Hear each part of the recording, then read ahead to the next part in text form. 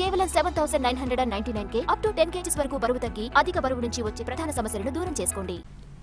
Banakacherla project వ్యవహారం రెండు తెలుగు రాష్ట్రాల మధ్య అగ్గిరాజేస్తోంది. బనకచెర్లను కేవలం రాజకీయ కారణాలతోనే తెలంగాణ వ్యతిరేకిస్తోందని ఏపీ సర్కార్ అంటోంది. గోదావరి నుంచి 3,000 టీఎంసీల నీరు వృధాగా పోతోందని, అందులో 200 టీఎంసీలు మాత్రమే ఉపయోగిస్తున్నామని అన్నారు. ఈ విషయాన్ని తెలంగాణ కూడా అర్థం చేసుకోవాలని కోరారు. నదుల అనుసంధానం జరిగితే కరువు కాటకాలు ఉండవన్నారు.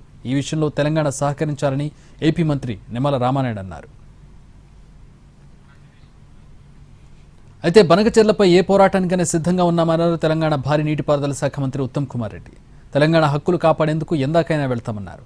2004 నుంచి 14 వరకు కృష్ణానీటి డైవర్షన్ 700 టీఎంసీలుంటే బీఆర్ఎస్ హయాంలో 1,210 టీఎంసీల నీటిని మళ్లించారని ఆరోపించారు.